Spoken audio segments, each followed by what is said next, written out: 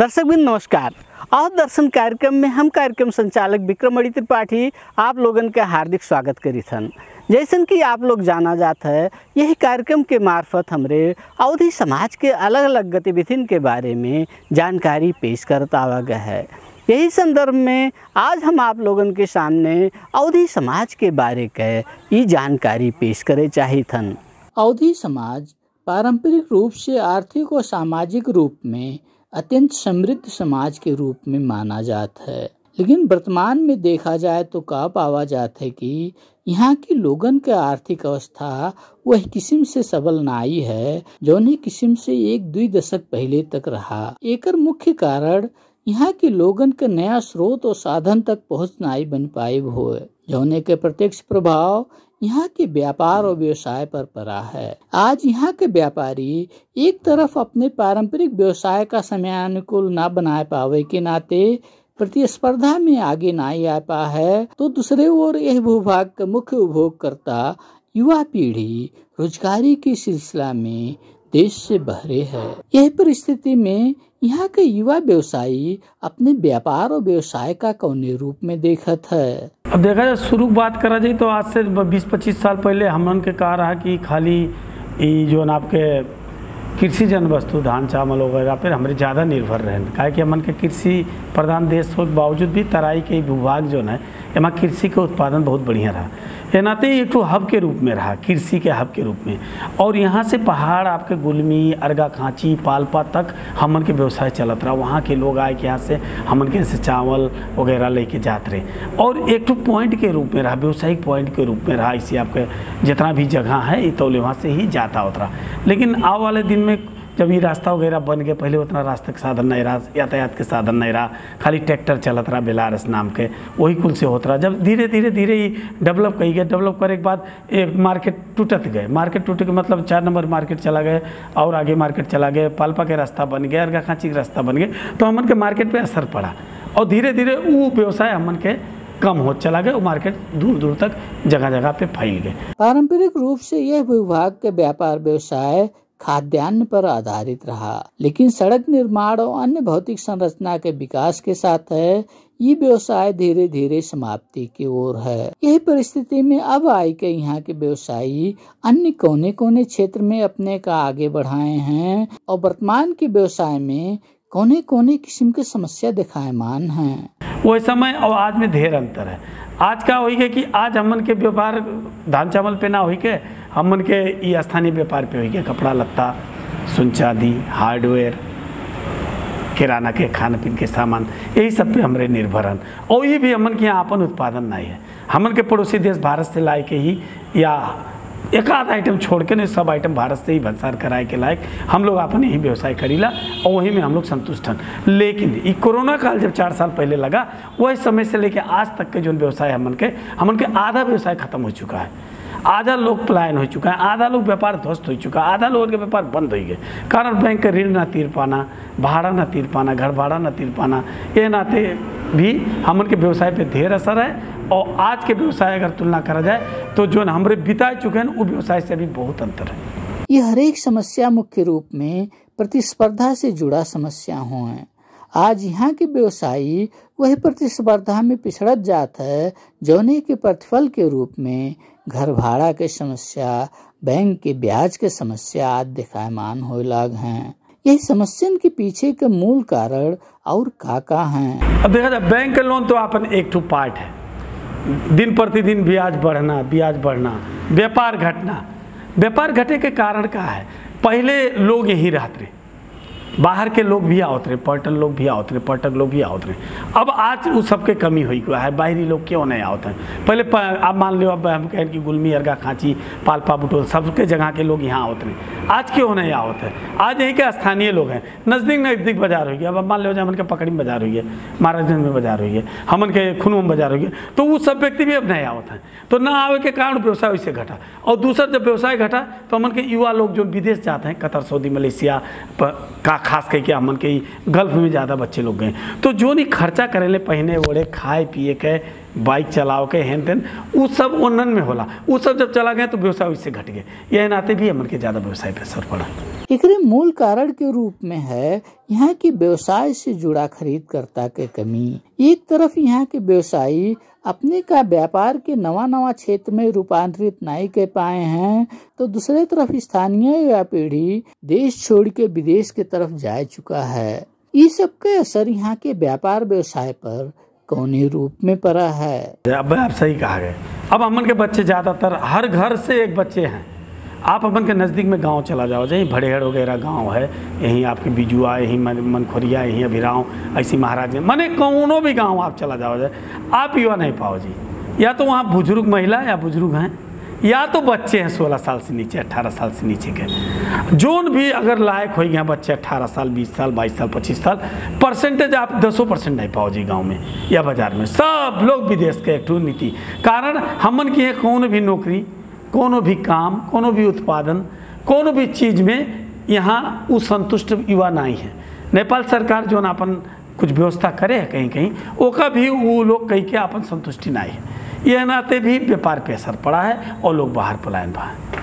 अवधी भाषी क्षेत्र का प्राकृतिक रूप से देखा जाए तो ये भूभाग प्राकृतिक स्रोत साधन से अत्यंत समृद्ध रहा है। यहाँ के जमीन लगभग पूर्ण रूप से उपजाऊ हैं। वन जंगल और नदी नाला प्रशस्त मात्रा में हैं, जौने का प्रयोग करके खाद्यान्न, काठ, पाथर आदि से जुड़ा उद्योग के संचालन के प्रशस्त संभावना है। यही किस्म से जनघनत्व के हिसाबों से ये भूभाग ठीक ठाक होए के नाते ये सबसे जुड़ा शिक्षा और स्वास्थ्य के तरफ के अलग अलग क्रियाकलापों का आगे बढ़ावा जा सकत है। एकरे साथ यह भूभाग में भगवान गौतम बुद्ध के जन्म भवा है, जौने से यह क्षेत्र में पर्यटन व्यवसाय के संभावना उतने मजबूत है। ये सब संभावना का यहाँ के व्यवसायी कौने रूप में देखत हैं? सही कहा गया। देखा जाए अब हमन के लिए तो सबसे बड़ा सौभाग्य और सबसे बड़ा धन गौतम बुद्ध, भगवान गौतम बुद्ध एक तो धर्मलंबी, जैसे आपके हिंदू, मुस्लिम, सिख, ईसाई, वैसे एक तो बौद्ध धर्मलंबी है, पूरा विश्व में है। और हर विश्व के धर्मलंबी के चाहना, जैसे हमन के चाहना हिंदू के कि एक बार हमरे का नाम है बद्रीनाथ, केदारनाथ, चारों धाम करी। जैसे मुस्लिम का चाहना है कि एक दिन मक्का मदीना पहुंची, जैसे ईसाई का चाहना है एक दिन जेरूसलम पहुंची, वैसे बुद्ध के जितना भी बौद्धिस्ट के चाहना है कि एक दिन कपिलवस्तु लुम्बिनी पहुंची। वो जन्मस्थल जहाँ हमन के भगवान जन्मे जहाँ रहे, वहाँ के मिट्टी के हम ढोकी कही के हर बौद्ध धर्मलंबी के है। वो उतना बड़ा संपदा हमन के पास यही था। कपिलवस्तु के तिलोरा कोट निकले, वहाँ अरोड़ा कोट, कुदान, ओकरे बावजूद भी हम लोग ना तान सके के कारण नेपाल सरकार के आंख ना पहुँचे। विश्व संपदा के आंख तो पहुँच गया है कि तिलोरा कोट है, लेकिन नेपाल सरकार खाली जहाँ भगवान गौतम बुद्ध जन्मे, जहाँ माता माया देवी अपने नैहरे जात रही और संजोग से उन्हें परसों पीड़ा भय और भगवान गौतम बुद्ध के जन्म भय, वो जगह के उतना महत्व दिया गया। लेकिन जहाँ आए को अपन बाल्यकाल, अपन जवानी और अपन जो समय रहा ओका पिताइन, और जहाँ से उन्हें ज्ञान भय कि हमें अब निकले के चाहिए, वो जगह के अवहेलना करे के नाते आज लुम्बिनी के डेवलप हो गया 25 वर्ष से गुरु योजना के तहत। लेकिन हमन के यहाँ तिलोरा कोट में नेपाल सरकार लुम्बिनी विकास कोष, वहाँ एक मिट्टी नहीं खोदे देते, वहाँ एक संरचना नहीं बना देते, वहाँ कुछ राय नहीं देख चाहता है। यह नाते भी हमारे अपेक्षित और आज तक जो हमारे भोगी तनिया कारण ओका हमारे प्रचार प्रसार ना कर पाए कारण, या हमारे टूरिस्ट ना लाए पाओ कारण, ये भी हमन के एक पीड़ा है। एक तरफ कपिलवस्तु के व्यापार व्यवसाय के दायरा घटत जात है, दूसरे तरफ पर्यटन व्यवसाय के प्रशस्त संभावना होए के बावजूद यह क्षेत्र में यहाँ के व्यवसायी अपने का रूपांतरित नहीं कर पाए हैं। एक पुरातात्विक अध्येता के रूप में आप कपिलवस्तु का कौने रूप में पावा जात है? खास में कपिलवस्तु के संदर्भ में यदि कहा जाए जो है तो ये कपिलवस्तु अपने आप में एक खुला संग्रहालय होगा। अर्थात यह इतना पुरातात्विक स्थल है कि ओका अगर जो हमारे सब वहाँ तक पहुँचा जाए या जो है वहाँ तक हमारे सब जो है जाए चाहा जाए तो हमन के अपन अध्ययन के लिए सारा उम्र भी कम पड़ जाए। तो और अगर जो गणना के रूप में कहा जाए तो करीब करीब जो है यह समय मौजूदा हालत में 125 का अर्थात 125 से ऊपर जो है पुरातात्विक स्थल हमन के कपिलवस्तु में मौजूद है। वह मध्य कुछ अत्यधिक महत्वपूर्ण है, काहे नाते कि वहाँ के अध्ययन, खोज, अनुसंधान, उत्खनन, अन्वेषण लगायत के कार्य जो है किया गया है। यह संदर्भ में जैसे हमन के प्राचीन कपिलवस्तु राज दरबार के जहीं दरबार चाहे तिलोरा कोट, हमन के लोरी कुदान, ओकरे बाद में हमन के गोटी हवा जहाँ करकू छंद के बुद्ध के जहीं जन्मस्थली के रूप में परिचित है, हमन के निगली हवा जहाँ कनक मुनि बुद्ध के जहीं जन्मस्थली के रूप में जो है प्रचलित है, हमन के सगरहवा जहाँ शाक्य वंशावली अथवा शाक्य लोगन के जहाँ राजा बिरढुक द्वारा जहीं नरसंहार भा रहा वहाँ के रूप में प्रचलित है। तो सिसहानिया अपने आप में जो है एक 4 किला प्रमाणित चाहिए, हमन के ठू किला के रूप में वह स्तूप भी हो सकता है कि जो है संभावना देखान है जो है वहाँ के रूप में ठू प्रचलित है। और ओकरे बाद में जो है वहाँ के साथ साथ हमन के हर एक गांव, हर एक टोल में कहूँ न कहूँ पुरातात्विक स्थल, कहूँ न कहूँ स्तूप, कहूँ न कहूँ मंदिर के जो है हमन के जो है गिरल ढांचा जहाँ तहाँ मिल सकत है का। तो एक नाते यदि कहा जाए तो कपिलवस्तु अपने आप में एक खुला बुक हुए, खुला संग्रहालय हुए कि जहाँ हमरे जाई के अध्ययन, अनुसंधान, उत्खनन, अन्वेषण लगायत के काम जो है कह सका जाता है। और यह विषय में जो है विशेष के सरोकार वाला निकाय के विशेष पहल, विज्ञ लोगन के विशेष पहल, सरकार के विशेष पहल हो जरूरी है। यह पहल के क्रम में जब पर्यटन व्यवसाय के दृष्टिकोण से देखा जाए तो यह व्यवसाय के प्रवर्धन में पर्यटक की खातिर आवासीय सुविधा, यातायात के उपलब्धता, प्राकृतिक और सांस्कृतिक सौंदर्यता की सुविधा विशेष रूप से महत्वपूर्ण होते हैं। यह दृष्टिकोण से यदि हमारे यहाँ की अवस्था का देखा जाए तो आज के दिन में हमारे यह भूभाग का कौने रूप में पावा जाता है। सही कहा गया। 3 चीज़ तो अनिवार्य है। अब हम ही आप कहीं जावा जाए, कहूँ जावा जाए धार्मिक स्थल में, केदारनाथ, बद्रीनाथ, हरिद्वार, कश्मीर, कहीं भी जावा जाए हमारे हिंदू लोग, तो हमारे वह धार्मिक दृष्टिकोण से तो जाप दर्शन करे, जाप अयोध्या। अब देखा जाए अयोध्या में लाखों लोग डेली के दर्शन करते हैं। कारण खाली राम भगवान के दर्शन करें हम लोग नहीं जाते हैं, वहाँ के स्ट्रक्चर भी देखे जाते हैं, वहाँ के सुंदरता देखे जाते हैं, वहाँ के सुविधा देखे जाते हैं, वहाँ के रहन सहन देखे जाते हैं, वहाँ होटल के सुविधा, यातायात के सुविधा, वहाँ के व्यवस्थापन कैसन है, वो सब हम लोग चाहिए। हमन के यहाँ जो पर्यटक आओ थे बुद्धिस्ट, वो भी वही चीज़ें चाहिए जो हम चाहिए। हम मनुष्य हम चाहिए थे तो वो भी मनुष्य वो भी वही चाहते हैं, वो भी आओ थे धार्मिक दृष्टिकोण से, लेकिन वो सुविधा सब खो जाता है जो हम खोजी थन जाए। तो वो जब आओ थे तो हमन के वो सुविधा ना यातायात की सुविधा पाओ थे, ना मनोरंजन की सुविधा पाओ थे, ना होटल के सुविधा पाओ थे। तो कोनो भी धार्मिक पर्यटन जब हमन के यहाँ आई या हमारे कहीं जाब, वहाँ के अगर सुविधा संपन्न हमारे देखब तो कहा हमारे प्रचार प्रसार करब अपने यहाँ से, और लोग भी चाहिए।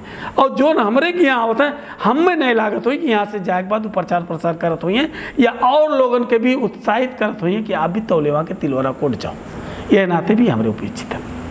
यही परिस्थिति में यही हर एक क्षेत्र में सेवा और सुविधा का सबल बनावे की खातिर स्थानीय उद्योग वाणिज्य संघ, नागरिक समाज, राजनीति कर्मी और समाजसेवी लोगन के सामूहिक प्रयास होए के विशेष रूप से जरूरी है। यही तरफ आप लोग कैसे गतिशील होवा जात है। कहने आप कहा गए लुम्बिनी विकास कोष बहुत दिन से ही चर्चा में, ओकरे बाद में हम लोग जब बहुत सलाह करा गए लोग, सरोकारा वाला लोग या समाज सेवी लोग, तो एक चीज निकला कि लुम्बिनी विकास कोष का नहीं देखिए, एक लिए स्पेशल कपिलवस्तु विकास कोष हो चाहिए। ओकरे लिए हम लोग पहल भी करें, गठन भी करावा गए, गठन भी भय, अमनियादरता भी भय, लेकिन ओका निरंतरता नहीं दे पावा गए, कारण कि उपेक्षित हुआ गए। लुम्बिनी विकास कोष अपने अंडर में रखे हैं हमन के, चाहे हमारा तिलोरा कोट हो, चाहे कुदान हो, चाहे आपके गोटियाँ हो, सबका अपने अंडर में रखे।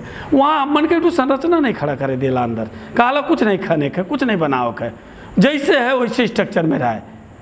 तो हम आपको पहले कह चुके हैं कि जब स्ट्रक्चर वैसे रही तो आ वाला टूरिस्ट खाली धार्मिक दृष्टिकोण से गोड़ रखी और बाहर से पानी खरीद के लाई, पी और ये बोतल फेंकी और चला जाए, वो ना रुकी, ना स्थानीय उत्पादन है खरीदी, ना वो स्थानीय होटल में रुकी, ना स्थानीय मार्केट में जाई और ना स्थानीय कोनो क्रियाकलाप में वो भाग ली। तो यहाँ के पर्यटन व्यवसाय नहीं डेवलप कर सकता है। भले आप कहा कि भैरवा में एक तो पर्यटन यही संबंधी है, लेकिन पहला प्राथमिकता वो लुम्बिनी, जबकि लुम्बिनी आज के डेट में 80% डेवलप हो चुका है, मात्र 20% डेवलप होकर बाकी है और समय अनुकूल वो डेवलप हो जाए। आज ज़रूरत है कपिलवस्तु के, आज ज़रूरत है तिलौरा कोट, कुदान और का नाम है सगरावा और अरोड़ा कोट के डेवलप करे के। जैसे जोन भी टूरिस्ट आवे, जोन भी बौद्ध धर्मलंबी आवे, उनने कम से कम एक दिन रुके वातावरण, एक स्थानीय सर सामान के खरीद बिक्री, एक स्थानीय खान पीन और पहचान के उनके पास पहुँचे के रास्ता, ये सब बनावे के काम यहाँ के स्थानीय लोग करिए। लेकिन जब तक निगाह सरोकार वाला नहीं पड़ी, खास करके जो जनप्रतिनिधि जीता है उनके ही सुना जाता है। हम जनता लोग, हम व्यापारी लोग, हम समाज सेवी लोग एक तो प्रतिनिधि चुन लेवा गए ना, माननीय विधायक, मेयर, वार्ड अध्यक्ष, ये सब चुना गया है ना। हम लोग काहे चुना गए कि हमन के बोली ये लोग बोलें, हमन के पीड़ा ये लोग बोलें, हमन के बात ये लोग पहुँचावें, वो लोग जरूरत समझें, हमन के आह्वान करें कि आप यहाँ जुटो। हमरे ना आई तो हमन के गलती का है कि हमारे प्रतिनिधि चुने, लेकिन वो लोग कब्बो भी ना आह्वान करिन, ना वो लोग आगे समन्वय करिन। यह नाते पीड़ा भी हमन के है। अब वह समय आवे पे वह पीड़ा के निवारण करे के लिए 5 साल आवला तो जनता अपन दिखाई देला। आज ये भूभाग के पर्यटन व्यवसाय के प्रवर्धन के खातिर और पर्यटक लोगन का आकर्षित करे के खातिर यहाँ के सांस्कृतिक परंपरा और रीति रिवाज का स्थानीय पर्यटन से जोड़े के जरूरत का आप कौने रूप में महसूस किया जाता है? जो है धर्म, संस्कृति, परंपरा, रीति रिवाज, ये माने अनावश्यक चीज़ नहीं होगा। ये का हो कि हमन के मेरुदंड हो। तो जब तक ये हमारे संस्कृति से नहीं जोड़ा जाए, संस्कार से नहीं जोड़ा जाए, तब तक हमन की जो सभ्यता है जो है ये जीवंत नहीं हो पाएगा। तो ये तिलौरा कोट माने या हमन के निगलिहवा माने या हमन के कुदान माने, ये पर्यटकीय स्थल में एक सीमित नहीं करे पड़ेगा। ये सांस्कृतिक स्थल होगा, या हमन के पूर्वज आए हैं, या हमन के पूर्वज जन्मा हैं, या हमन के पूर्वज जो है ज्ञान प्राप्त करे हैं, या पूर्वज हमन के अपन जो है राज त्याग करे हैं। तो ये हमन के लिए तो ये बहुत ही एक जो है पवित्र स्थल होगा। तो ये करे नाते ये का हमन के सांस्कृतिक हिसाब से ही ले जाए पड़ेगा। ऐसे संस्कृति के छोड़ के पर्यटन यहाँ के दृष्टि में नहीं संभव होगा। ये हरेक विशेषतन का व्यावसायिकता से जोड़े के खातिर दबावमूलक प्रयास आगे बढ़ाए विशेष रूप से जरूरी है। एकरे खातिर यहाँ के संघ संस्थान के सामूहिक प्रयास के जरूरत है। आप अपने यहाँ के संघ संस्थान के भूमिका का कौने रूप में पावा जाता है? तो हम कहें ना आपके ये सबके दबाव करे के लिए स्थानीय जो आपके कहा कि उद्योग वाणिज्य संघ है या अन्य सरोकार वाला निकाय है, संघ संस्था है, इनके दबाव मूलत देख चाहिए। खास करके मेयर के अभी स्थानीय पालिका के प्रमुख होता है, ओकरे थ्रू मानने दी विधायक के दी ओकर काम हो, काहे कि चैनल वाइज जाओ जाए। लेकिन का हो जाता है कि उद्योग वाणिज्य संघ हो चाहे कौन अन्य संस्था हो, हम आपको कही था ना कि यहाँ पार्टी है, पार्टी के व्यक्ति है का उद्योग वाणिज्य संघ अध्यक्ष, या पार्टी के व्यक्ति है सरोकार निकाय के या संघ संस्था के अध्यक्ष।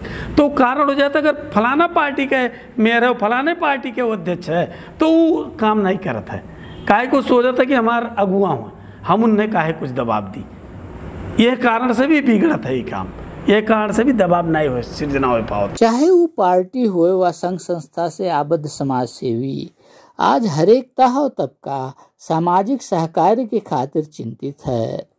यही चिंता का आधार बनाए के एक सामूहिक चिंतन का आगे बढ़ाए लोगन की सक्रियता के संभावना विशेष रूप से दिखायमान है।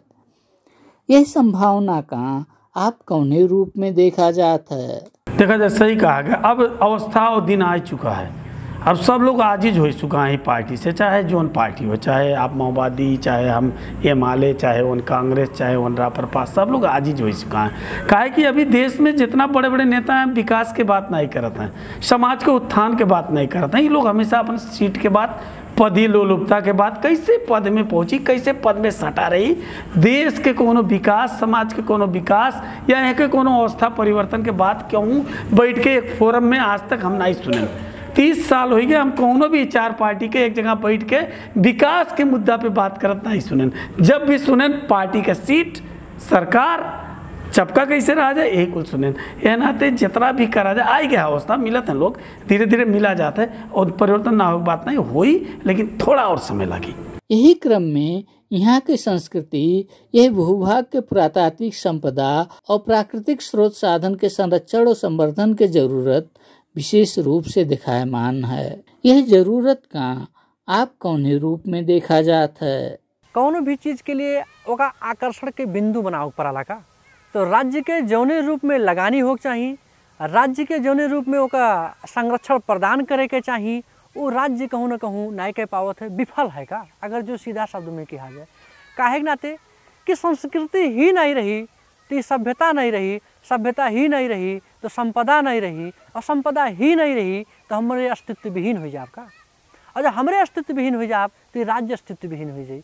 तो यही के नाते एकर संरक्षण, एकर संवर्धन ये राज्य के दायित्व हुए। काहे के नाते कि अब जौन है सिद्धार्थ गौतम बुद्ध लौट के ना यही है, तो उनसे जुड़ल जितना जगह है ओका आज नहीं संरक्षित किया जाए तो ये भविष्य में नष्ट हो जाए, और जो नष्ट हो गए तो एक लावा कहाँ से जाए। एक व्यवसायी के साथ है आप एक समाज सेवी के रूप में निरंतर रूप में क्रियाशील हो जाता है। यही क्रम में इस सब के संरक्षण और संवर्धन की जरूरत का आप कौन रूप में देखा जाता है? देखा जाए अब संस्कृति के बात करा गया, सांस्कृतिक उत्थान जब तक जोन समाज के वेशभूषा, बोली और ई सांस्कृतिक चीज लोप है, वो समाज ही लोप हो जाता है। मान लो हमन का अवधि समाज है, अवधि समाज के हमन के अपन वेशभूषा है, हमन के अपन कला संस्कृति है, हमन के स्थानीय उत्पादन है, उसका फोकस हम लोग नहीं अगर करी थन, ठीक है, नेपाल सरकार पर ध्यान नहीं देता है, हल्का फुल्का सबका मिला के ध्यान देते वो अपन अवस्था अनुसार, लेकिन ओका करे वाला पालिका हो, ओका पालिका अगर ध्यान नहीं देता तो ओका करे वाला हमन का स्थानीय समाज सेवी हुई, हमारे स्थानीय संघ संस्था हुई। अगर हमरे सब नहीं ध्यान दे तो हमन का स्थानीय अवधि संस्कृति या कला या सभ्यता या वेशभूषा सब लोग भूल जाते हैं। ओका अगर हमरे उत्थान नहीं करें, ओका करे लिए फिर हमरे इनके लागे पड़ी, हमन के अपने जगह से लागे पड़ी। एक आदमी ही शुरुआत कह सका जाता है, और ओकरे लिए अब जब भी जागो तब भी सवेरा अब होता है। आओ वाला दिन में अवधि संस्कृति के बढ़िया कल्चर आई, ओकर एक शिक्षा भी हो पड़ा, पढ़ाई भी हो पड़ा, संस्कृति के वेशभूषा हो पड़ा, हमन का कल्चरल प्रोग्राम हो पड़ा, हमन के स्थानीय जितना पंचमी लगाए, होली पर्व लगाए, जितना पर्व हैं ओका देखाओ पड़ा, ओकर ही अनुसरण कई के ओका आगे बढ़ाओ जी, तब भी हमन के संस्कृति के विकास हुई, तब भी हमन के चाहे वो संगीत हो, चाहे उस कला हो, चाहे वो वेशभूषा हो, तब भी डेवलप हो पाई। ओकरे लिए हमें संपन्न के लागे पड़ी, और दिन आवत है अब लगा जाइए। अब हिंद तक आप लोगन के सामने पेश रहा अवधि समाज के बारे के कुछ जानकारी। अब हम आप लोगन के सामने पेश करे चाहे थन ये एक लोकगीत।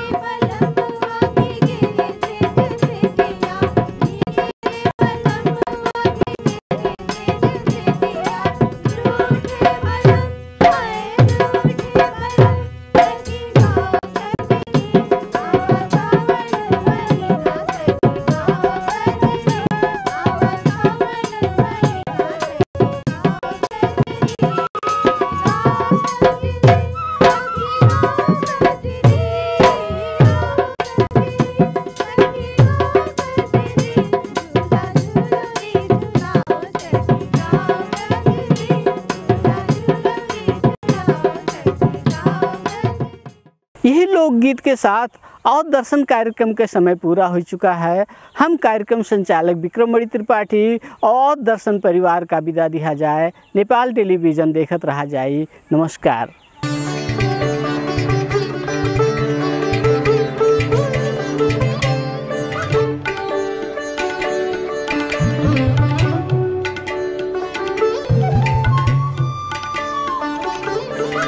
Thank you.